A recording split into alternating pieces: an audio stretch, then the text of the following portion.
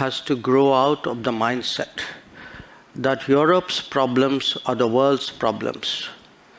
but the world's problems are not Europe's problems. Hello everybody and welcome to today's world affairs, जहां आज हम topic discuss करेंगे that is कि क्या India जो है वो सीक्रेटली फंड कर रहा है रशिया को यूक्रेन वॉर के लिए, और कहीं ना कहीं वेस्टर्न कंट्रीज का जो है अभी एक रिपोर्ट आया है जिसको लेकर के वो एलिज कर रहे हैं कि इंडिया और कुछ चुनिंदा कंट्रीज जो हैं वो रशिया का ब्लैक मनी को व्हाइट में कन्वर्ट कर रहे हैं और रशिया को सपोर्ट कर रहे हैं यूक्रेन वॉर के लिए। और वो इस तरीके से हिपोक्रेसी क्रिएट कर चुके हैं कि जिस तरीके से आप देखेंगे कहीं ना कहीं ऐसा लग रहा है कि मानो इंडिया जो है वो यूक्रेन को नेक्स्ट लेवल पे मतलब डिस्ट्रॉय करना चाह रहा हो। तो इसी चीज को हम यहाँ पे इस वीडियो में जानने की कोशिश करेंगे कि इसके पीछे का रियलिटी क्या है और क्या ये रिपोर्ट कहता है, और एज अ स्मार्ट व्यूअर हम आपको यही सिखाने की कोशिश करेंगे कि आप अनबायस्ड होकर के क्या इससे निकाल सकते हैं। So let's start this video and this video is presented by me Rajat Dubey. और यहाँ आप देखोगे तो बेसिकली ये बात जो है वो कहीं ना कहीं इंडिया और रशिया के बीच में ही है, और ये दोनों ही देशों के लीडर्स, और साथ साथ में आप देखोगे तो ये वो 5 कंट्रीज हैं जिनको बेसिकली इस रिपोर्ट के हिसाब से टारगेट किया गया है। तो यहाँ हम इन चीज़ों को भी देखेंगे कि इंडिया, चाइना, टर्की, सिंगापुर और यूएई, ये 5 मुल्क हैं जिनके बारे में यहाँ पे चर्चा किया गया है। लेकिन मेजरली टारगेट जो है वो सिर्फ भारत को किया गया है, क्योंकि बाकी कंट्रीज को वो क्रिटिसाइज उस लेवल पे नहीं किए हैं जितना वो भारत को लेकर के कर रहे हैं। और ये इसके पीछे का आप देखोगे एक रिपोर्ट है जो कह रहा है कि India becomes Europe's largest supplier of refined fuels. और ये बेसिकली रिपोर्ट जैसे ही आता है कि भारत जो है वो largest supplier of crude oil बन चुका है। बेसिकली मतलब आप देखोगे रिफाइंड ऑयल्स को, एक्चुअली क्या है कि इंडिया के पास में तो क्रूड ऑयल है नहीं। हम क्रूड ऑयल जब भी एक्सपोर्ट इंपोर्ट करते हैं तो हम जब इंपोर्ट करने के बाद में उसको जब रिफाइंड ऑयल में कन्वर्ट करते हैं, और फिर उसके बाद में आज भारत जो है वो यूरोप में सबसे बड़ा सप्लायर बन चुका है। तो यानी कि इंडिया के पास में बहुत ज़्यादा अमाउंट में वेल्थ जनरेट हो रहा है, और वो भी रशियन ऑयल से ही, ऐसा वेस्टर्न कंट्रीज का मानना है। और फर्दर वो उसको सपोर्ट कर रहे हैं, ऐसा उनका ये जो रिपोर्ट है CREA। तो बेसिकली इसी रिपोर्ट ने बताया है कि लॉन्ड्रोमैट, बेसिकली भारत को इसी टर्म के साथ जोड़ करके देखा जा रहा है कि इंडिया जो है वो लॉन्ड्रोमैट कंट्री है, यानी कि ये जो पैसे हैं इनको गलत तरीके से इस्तेमाल कर रहे हैं। और ये आप देखोगे तो कहीं ना कहीं फायदा उठा रहे हैं रशिया यूक्रेन वॉर का, ऐसा इनका एलिज किया गया है कि किस तरीके से प्राइस कैप कोलिशन जो है वो व्हाइट वॉश करके रशियन ऑयल को थर्ड कंट्रीज में बेचा जा रहा है, और इसीलिए इनको लॉन्ड्रोमैट बेसिकली कहा जा रहा है। नाउ इस चीज़ को हम जानने की कोशिश करेंगे कि क्या वाकई भारत जो है वो मदद कर रहा है रशिया का यूक्रेन वॉर में, क्योंकि ऑलरेडी जो है वो 1.5 साल से ऊपर हो चुका है और हम देख रहे हैं रशिया यूक्रेन वॉर जो है वो लगातार जारी है। तो यहाँ बेसिकली आप देखोगे तो इंडिया जो है वो ग्रुप ऑफ नेशंस को लीड भी करता है जो चीप रशियन ऑयल परचेज करते हैं, ऐसा इस रिपोर्ट में बताया गया है कि जो यूरोप को भेजा जा रहा है। और साथ साथ आप देखोगे तो ये हिंदू का आर्टिकल भी यही आपको देखने को मिल जाएगा कि सेम बातों को ही दोहरा रहा है, यानी कि कहीं ना कहीं इनका जो एलिज है कि बेसिकली इंडिया जो है वो यूरोप में पहुंचा रहा है उस तरीके से तेल। तो सबसे बड़ी बात तो ये है कि इंडिया शुरुआत से ही नॉन अलाइनमेंट की पॉलिसी लेकर के चलता आया है, लेकिन आज इंडिया आप देखोगे तो कहीं ना कहीं चलो हम रशिया से लार्जेस्ट क्रूड ऑयल सप्लायर है रशिया इंडिया का, लेकिन यूरोप आप देखोगे तो सबसे बड़ा सप्लायर हो चुका है, मतलब रेसिपिएंट हो चुका है भारत से रिफाइंड फ्यूल्स का। तो इस चीज़ को भी हमें देखना होगा कि कहीं ना कहीं यूरोप बैकडोर से तो इंडिया से ही ऑयल परचेज कर रहा है। और इसी चीज़ को क्योंकि अभी आप देखोगे तो G7 का समिट भी हुआ है, तो वहाँ पे और उसके पहले भी कहीं ना कहीं जो वेस्टर्न कंट्रीज हैं उन्होंने एक प्राइस कैप लगाया $60 पर बैरल का, कि बेसिकली जो भी रशियन क्रूड ऑयल होगा वो अगर इंपोर्ट या एक्सपोर्ट किया जाता है किसी भी कंट्री के द्वारा, अगर रशिया एक्सपोर्ट करता है तो वो $60 पर बैरल का प्राइस कैप लगाया गया। वैसे तो वो चाहते थे और भी कम, लेकिन कहीं ना कहीं $60 पर बैरल का जो प्राइस कैप लगाया गया, तो इसके वजह से कहीं ना कहीं उनको ये भी देखने को मिला जस्ट बिकॉज कि आप रशिया को वैसे भी एलिमिनेट डायरेक्टली नहीं कर सकते हो। वर्ल्ड इकोनॉमी में आप देखोगे तो 12% उनका शेयर होता है क्रूड ऑयल के पर्सपेक्टिव में। और इसके साथ साथ आप देखोगे तो इनका ये मानना था एक रिपोर्ट के हिसाब से कि 120 मिलियन का लॉस जो है वो रशिया को उठाना पड़ रहा है। और इसी तरीके से कहीं ना कहीं हालांकि यूक्रेन इससे भी संतुष्ट नहीं था, यूक्रेन चाहता था कि और कुछ ज़्यादा हो, और इसी चीज़ को लेकर के हम यहाँ पे देखेंगे रिपोर्ट में। और साथ साथ में बेसिकली ये कुछ उनका डेटा है, और इस डेटा को भी हम समझेंगे कि ये कितना बायस्ड डेटा है। तो ये CREA का ही एनालिसिस है, जहाँ चाइना का आप देखोगे किस तरीके से यहाँ पे बढ़ोतरी देखने को मिलेगा, इंडिया किस तरीके से बढ़ोतरी देखने को मिलेगा, और टर्की और UAE और सिंगापुर। लेकिन जैसा कि हमने कहा कि इस रिपोर्ट में हमारा प्राइमरी फोकस जो है वो इंडिया और चाइना को ही रखेंगे। इंडिया तो रिपोर्ट ने टारगेट किया है, लेकिन चाइना की भी हम बात यहाँ पे करने की कोशिश करेंगे। इसके साथ साथ बेसिकली आप देखोगे तो अगेन सबसे बड़ी बात तो ये है कि ये देखिए आप चाइना जो है वो कितना मतलब इंपोर्ट में देखें आप कितना, मतलब इंडिया 52 मिलियन होकर के भी टन्स में, मतलब और इंपोर्ट हम सिर्फ 0.3 मिलियन टन्स कर रहे हैं। मतलब आप समझो कि हमारे देश की आबादी इतनी बड़ी है कि हम तो अपने देश की आबादी को ही फुलफिल करने में हमारा जो एनर्जी रिसोर्सेस है जो हम इंपोर्ट कर रहे हैं वो खत्म हो जा रहा है। हम एक्सपोर्ट कर भी कितना ही रहे हैं। इवन आप चाइना के कंपेरिजन में देखोगे तो भी चाइना 17.9 इंपोर्ट करके भी वो लगभग 3.5 एक्सपोर्ट कर दे रहा है, और इंडिया 52 मिलियन इंपोर्ट करके भी हम 1 के आसपास भी नहीं पहुंच पा रहे हैं। तो ये अपने आप में बताता है कि जो एक बनाया जा रहा है उसको हिपोक्रेसी को दिखा करके कि कहीं ना कहीं भारत के वजह से ही यूक्रेन वॉर जो है वो जारी है, जिस तरीके से उसको प्रेजेंट किया जा रहा है वो साफ साफ आप इस रिपोर्ट से भी देख सकते हो।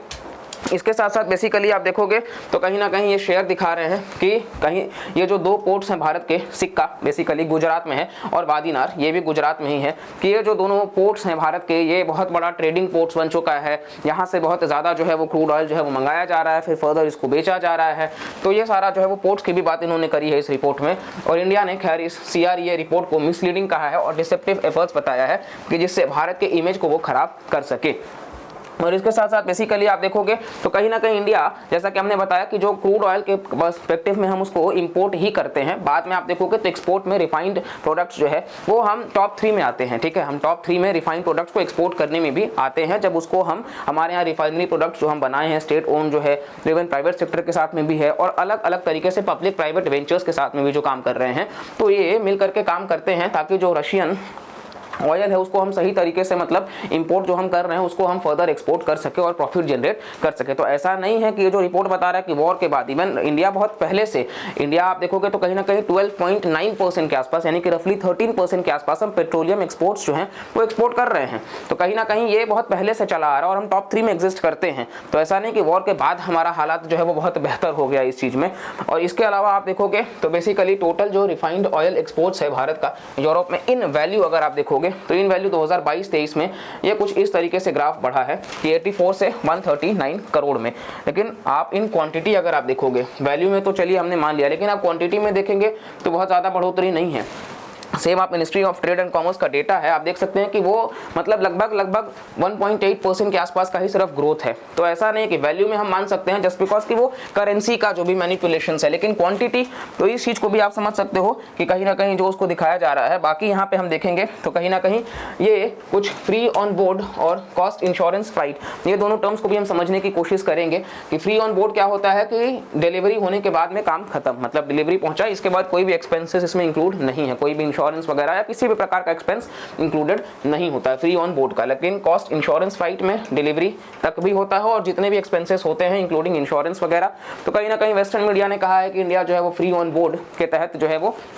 ऑयल इंपोर्ट कर रहा है रशिया से, उसको और भी सस्ता पड़ रहा है। और इसके साथ साथ ये आप देखेंगे इंडियन बिजनेस स्टैंडर्ड का आर्टिकल कि Indian Oil no longer accepts Russian crude oil on free on board basis. तो किस तरीके से वो एक्सेप्ट नहीं कर रहे हैं। और बाकी आप देखोगे तो यहाँ जैसे कि हमने आपको बताया फ्री ऑन बोर्ड और कॉस्ट इंश्योरेंस फ्लाइट, ठीक है। और इसके अलावा बेसिकली इंडिया रशिया जो ट्रेड है वो अपने आप में रिकॉर्ड आप देखोगे तो लगभग $40 बिलियन का पहुंच चुका है 2022-23 में। तो हमने इंडिया और रशिया के पैमाने पे देखा। आप देखोगे तो लगभग स्टिल बहुत आगे जाने की जरूरत है। हम international north south transport corridor बना रहे हैं, अलग अलग तरीके से हम कनेक्टिविटी प्रोजेक्ट्स भी डेवलप कर रहे हैं, व्लादिवोस्तोक से चेन्नई का। लेकिन वहीं आप देखोगे तो पिक्चर में दूसरे एंगल पे चाइना भी आएगा, जहां हम उनके भी ट्रेड की बात करेंगे। और ये आप बेसिकली देखोगे तो प्राइस कैप का जो कोएलिशन लगाया गया है, तो इंडिया अगेन आप देखोगे तो ये डेटा आपके सामने प्रेजेंट किया जा रहा है। और ये रशिया जो है वो प्रेडिक्ट कर रहा है कि ट्रेड जो चाइना के साथ होगा वो लगभग $200 बिलियन के आसपास हो जाएगा इन 2023। तो ये अपने आप में अभी तो करेंटली 150 बिलियन के आसपास का हो चुका है। तो ये बहुत बड़ी बात है कि रशिया के साथ में इतना बड़ा चाइना का ट्रेड होता है, फिर भी कोई भी वेस्टर्न कंट्री जो है वो चाइना के खिलाफ क्वेश्चन रेज नहीं करता है। जस्ट बिकॉज कि आप देखोगे तो टोटल जो एक्सपोर्ट वैल्यू है वर्ल्ड इकोनॉमी में उसमें चाइना 15% के आसपास का है। और क्योंकि वो 15% के आसपास का है और उसने तो साफ साफ भी कहा है कि चाइना और रशिया का जो फ्रेंडशिप है उसमें कोई लिमिट ही नहीं है। और इंडिया वहीं आप देखोगे तो इंडिया सिर्फ 2% के आसपास का ही लाई करता है एक्सपोर्ट के मामले में। तो हमको अपने एक्सपोर्ट पे काम करना है, हमको अपनी इकोनॉमी को और बेहतर बनाना होगा कि जिस तरीके से हमको दबाया जाता है ये भी ना हो सके और हम इसको ज़्यादा से ज़्यादा जो है वो डिपेंडेंसी जो है वो खत्म कर सके। नेक्स्ट यहाँ पे हम बात करेंगे तो बेसिकली वही आर्टिकल कि नो लिमिट्स फ्रेंडशिप का चाइना का सी जिनपिंग जो है उनका ये कहना था। इसके अलावा जैसा कि आपने देखा होगा तो ये कंट्रीज ऑल्दो खुद में तो कह रही हैं, लेकिन जापान जो है उन्होंने इस चीज़ को यूएस के एलाइज से बाहर वो गए और फिर वो रशियन तेल खरीदे अबव कैप, मतलब जो रेस्ट्रिक्टेड कैप था उससे ऊपर भी उन्होंने तेल खरीदा। यहाँ तक कि रशिया जो है मतलब वो तो भारत को यूरल ऑयल जो है वो सप्लाई करता है जो $60 पर बैरल से मोस्टली नीचे ही होता है, तो हम तो उसी दायरे के अंदर में भी हैं। इसके साथ साथ ये बीच में था कि ईयू जो है वो चाहता है कि भारत जो है वो बेचना बंद कर दे refined Russian crude petroleum products Europe को। तो ये अपने आप में आप देखोगे तो इसको लेकर के बाद में एस जयशंकर का बयान भी आया था, जिसमें उन्होंने ये कहा था कि बेसिकली यूरोपियन यूनियन का खुद का जो लॉ है उस लॉ के तहत अगर आप देखोगे तो इंडिया क्या है कि डायरेक्ट रशिया से तेल लेकर के भेज नहीं रहा है, इंडिया उसको रिफाइन कर रहा है और उसके बाद में इंडिया जो है मतलब रशिया से वो लेकर के खुद में वो रिफाइन करके उसके बाद वो यूरोप में भेज रहा है, मतलब वो थर्ड पार्टी हो रहा है। तो उस लॉ के तहत थर्ड पार्टी जो है वो अलाउड है। तो यूरोप जो शब्दों में कह रहा है वो एक अलग बात है, इमोशंस में समय नहीं बहना चाहिए, आपका अपना लॉ जो है वो उसके खिलाफ में मतलब नहीं जाने की बात कर रहा है। तो इंडिया तो लॉ के अगेंस्ट नहीं जा रहा है, इंडिया लॉ में ही रह करके काम करने की कोशिश कर रहा है और वही एस जयशंकर का बयान भी था।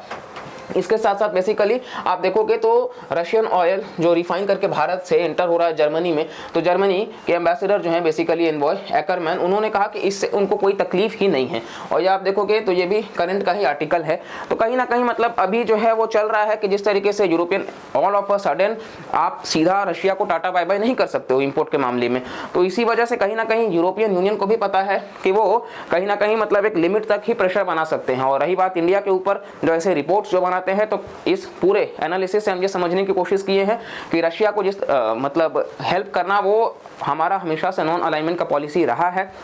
लेकिन क्योंकि हमारा ट्रेड पार्टनर भी रशिया बहुत अच्छा है, हर पैमाने पे इंडिया रशिया के रिलेशंस, हम किसी के इन्फ्लुएंस में आकर के रिलेशंस को चेंज नहीं करेंगे। हमको अगर प्रॉफिट बचता है, हमारी इतनी बड़ी आबादी है दुनिया की, और अगर हमारे जनता को अफोर्डेबल रेट में तेल मिल रहा है, हमारी सरकार को बेनिफिट हो रहा है, तो जाहिर सी बात है इसमें कोई भी परेशानी नहीं होनी चाहिए यूरोप को। और वही चीज़ हम यहाँ पे कंटिन्यू कर रहे हैं। और यहाँ पे बेसिकली आप देखोगे तो इसी चीज़ के बारे में बात किया जा रहा है कि कहीं ना कहीं इंडिया जो है वो किसी भी प्रकार का वायलेशन नहीं कर रहा है। और जब भी मतलब आप एक मुल्क के ऊपर इतना प्रेशर बना रहे हो, बाकी मुल्क के खिलाफ आप कोई बात करते ही नहीं हो। इवन आप देखोगे तो कहीं ना कहीं यूएस अपने डेट क्राइसिस में खुद ही परेशान है,